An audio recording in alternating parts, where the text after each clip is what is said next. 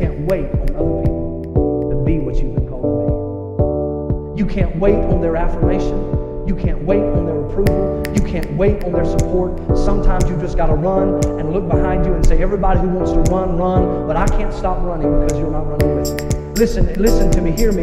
You can't stop chasing your dream just because somebody in your life won't chase it with you. You can't stop believing in yourself just because somebody in your life won't believe in you. You can't stop chasing the dreams of your life just because when you know when you do it, you're going to have to do it all by yourself. Welcome back to my channel. Today I feel inspired to tell you a story about when I pushed through fear and I got a glimpse of what my life's purpose is. At the time I only got a glimpse and it felt so right, but I couldn't quite understand it the way I understand it now after having worked with my spiritual mentor Melissa. I'll put her channel down below. And yes, I think it's a really great story to tell because I pushed through so much to get to a place where I could get a glimpse, and it was amazing. So let's get started. I do have my 10-month-old with me, so hopefully it's not too distracting, but this is the best that I could do for the video today. And I am going to post every single Wednesday and possibly more if I can throughout the week, but you can count on a video for me on Wednesday. Let's get started. So this story, it's actually not too long ago. Sometimes when I get super excited about a story, he does too. And he wants to talk so much. What are we so excited about?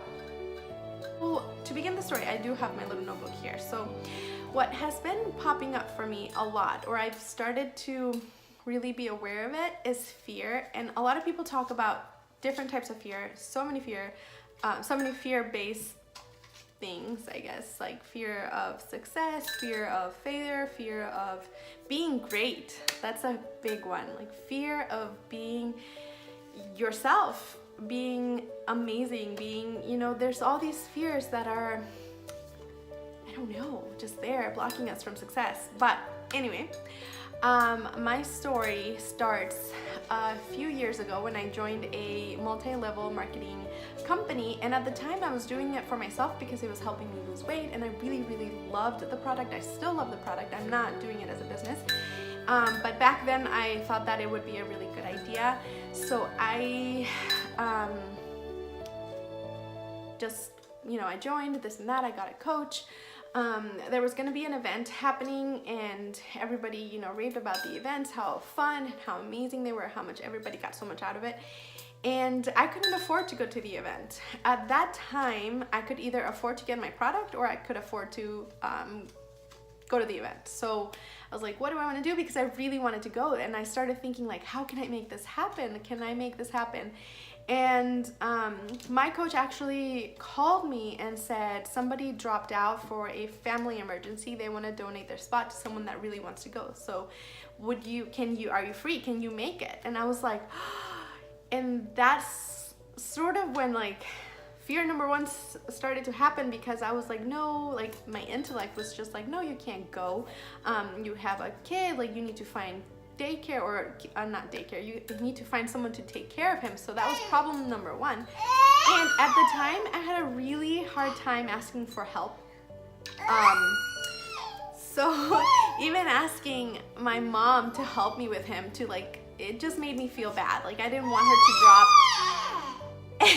everything from her schedule to help me out on watching my son so that I could go to this event. That was gonna be amazing. I could feel it. But I pushed through that and I asked her and she said yes. It just felt so right. And everything was aligning. So this event, like the transportation was gonna be taken care of by that donation of they had paid for the entire trip and they just couldn't go. The hotel, everything. And so I felt very grateful. She said that they were leaving around 3 or 4 in the morning. I packed everything. I was so excited for it. I think there was gonna be a Halloween party, so I packed even an outfit to go, and it was just a really exciting time. Excuse me. So I woke up and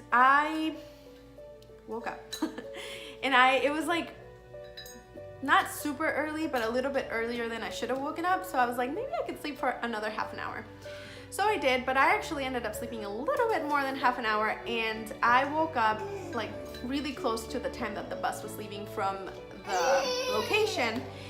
And I started like just running around, rushing, like trying to pack everything and trying to get in the car to get me to that spot. So my coach was sending me messages like, where are you? Like, you know, like we're almost leaving, this and that. And I was like, no, wait for me, like 10 minutes. Like I was trying, like rushing around, trying to get everything in the car, that I dropped and cracked my phone really bad, like shattered it. And I could see her trying to connect with me, and I couldn't like push the button. It was so cracked, and this is like 3 or 4 in the morning. So I was like, what do I do? I didn't know the location. Like I didn't know how to get there. I need the GPS. So I wake up my sister and I'm like, I have to take your phone. Please let me borrow your phone. She agreed, and I borrowed her phone, and I was so grateful for it. But I still couldn't, like, she was like, okay, well, we have to leave without you now. And maybe you can meet us at a rest stop or like at a gas station, somewhere where you can like leave your car and get on the bus with us. But then she calls me a little bit after that, and she's like, so she's sort of like be on standby to tell you where our first stop is going to be. But then she calls me and she's like, actually, we're not going to be able to meet up with you so you can get on the bus. Can you drive here? I didn't have the money for the gas, so I was like, oh my gosh, like what do I do? So then I go back home like pretty devastated, and my mom's like, well, maybe, you should drive there. So I decide to push through and ask my dad for help. I'm like, Dad, can you help me with gas? And he was like, yeah, absolutely, like no problem. But I had such a hard time asking. Okay, 1 second, you guys. I'm gonna see if I can finish the rest of the story with this little guy, because it's just not, I don't know, it's very hard. Okay, because I've been trying and now I'm determined to finish it. Except he's like wanting to climb the tripod, so here we go. I was at a point where I wanted to finish, I was gonna say finish my story. Yes, I am at a point I want to finish my story. I was at a point where I didn't really want to ask my parents for help, and that, so I pushed through that. So next, I don't know if I mentioned this yet, but I had never gone anywhere in my life by myself, like gotten on the car and like planned a trip by myself. That was a really scary feeling and a scary thing. But I was like, I can do this. Like at this point, I just need to get myself in the car and just go. And the other thing is that I was going and I was gonna be around all these people I did not know. I was gonna be in a hotel room with people I did not know. So that's also pretty scary, or it was, just sort of like going into the unknown, not to mention it was something that I had never experienced before.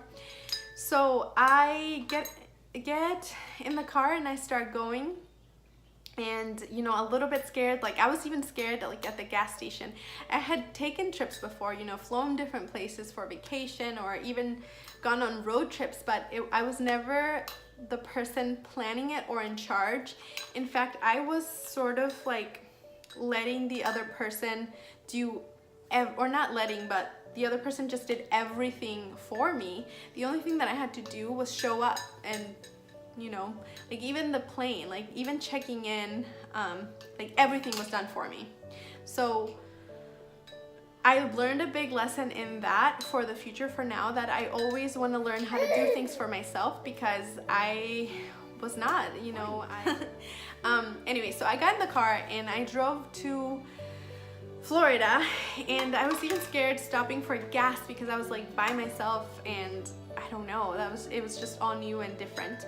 I got to Florida and a huge storm was happening where I couldn't even see the car in front of, like I couldn't see inches in front of me while being in the car. It was just like pouring down white, and that was really scary for me. So now I had to find the hotel, and I did, and nobody was there, so I had to reach out to people, to everybody that was staying there, to see where they were, if I could join them. Of course, my coach was, you know, trying to connect us, but she was busy being higher level up in the company. She had her own things going on, so I didn't even actually see her till the event. That is really scary, to be able to be so out of my comfort zone, to go meet people that I haven't met before and just go straight to, let's go have dinner and just be together. And you know, the sound is my little baby here playing with a pen in a cup. So anyway, I texted everybody, I found out where they were, I got dressed and I showed up, and everybody was really welcoming. So it was just a scary feeling going in there at first, but I was just going with it. So I went with it, and I didn't even know what was awaiting me, like that was just going with the flow. And everybody was talking about these, like the magic of the events and everything that happens, and I was just like, what are they talking about? But we get back to the room, and I'm getting to know the girls that I'm staying with, because you know, we're in a hotel room, so we're just talking and stuff like that. So then what happens? So anyway, we got ready to head down to the event, and it was really exciting because I got to take notes and I was just watching the whole thing. It's like a full day of events, both days, and there's music, and it's just a fun thing to be at. I don't know, I really enjoyed it. But nothing compares to when I saw the speaker get on stage, the main speaker, and he shared his story from his heart. You could feel it. Everybody in that room was hanging on to every single word this person was saying, and the way he was just so eloquent, and everything that was sharing was like so profound. It really struck me to a very deep level that, I don't know, it's so hard to explain, but just seeing him on stage and being so, as he calls it, on purpose, in purpose, and just, it was just amazing thing to witness someone be so on their purpose in life and just changing people's lives by sharing his story, sharing what he overcame, sharing his life from where he started, what he did, how it changed, and now helping other people do the same. To me, it was so beautiful, and his story was so moving because he had crazy obstacles. I mean, he was homeless, living out of his car, even that got taken away, to hitting such a level of success that not even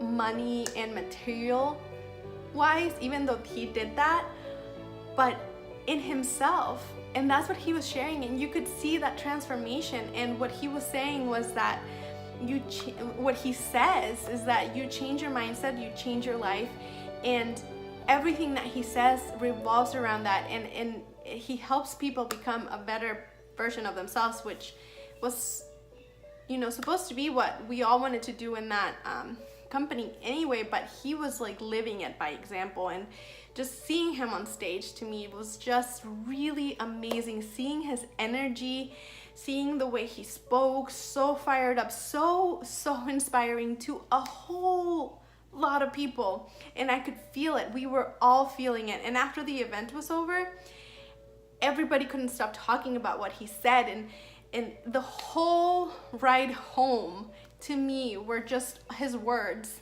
revolving around, and they just struck me so deeply at a time in my life when I really needed to hear that. I really needed to hear that I was enough, that I was worthy, and all of these things that I know now and I've always been. But at that time, hearing it from someone like that could really deliver the message was really like big. So my whole point is that after that whole thing, you know, I was interested in the business and everything that everything that they said that it was, but I was like thinking, no, that's what I wanna do. And I share that, and I was so scared to share that. And that's another fear right there of like, you're not good enough, or who do you think you are, or the intellect just telling me no. But if he could do it, if he found it, and I could be that without having to go through that company. I didn't have to follow that. I didn't have to follow his exact footsteps. I could do my own. I have my own gifts to share. But what I knew for certain was that I was meant to do the same, to deliver messages, to share my stories, things that I have overcome, so that I can help people, so that I can help heal who is ready to hear it, because so many different people have done that for me. And I know that so many other people also need to hear what I have to share, because I have a lot to give, you know? So anyway, and I remember sharing it. I pushed through that fear, and I was like, I want to be that. That's what I want to do. Basically, that's what I want to do when I grow up. I want to be him. Now I understand that I don't really have to do it exactly like him, or it doesn't have to be exactly how I like being on stage or doing different things, although that might come too.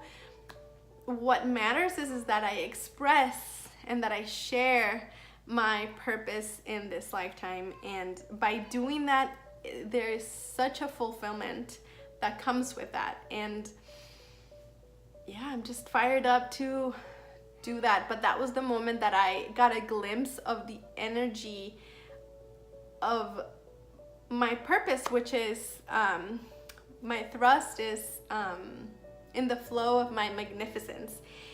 And so I do that for myself, and I do that for other people. I help other people see the greatness in them. And that's what he was doing.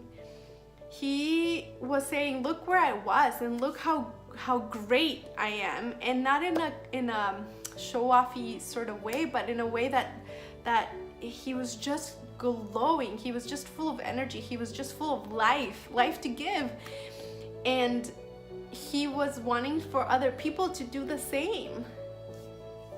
It was so beautiful and forever touched me and moved me. And I'm so glad that I pushed through everything to be able to be there, to be able to hear him, and to be able to get that glimpse of knowing that that's what I wanted for. Okay, you guys, well, I hope that you find your purpose and that you live it every single day of your life, and that you share your gifts with the world. That is my biggest hope.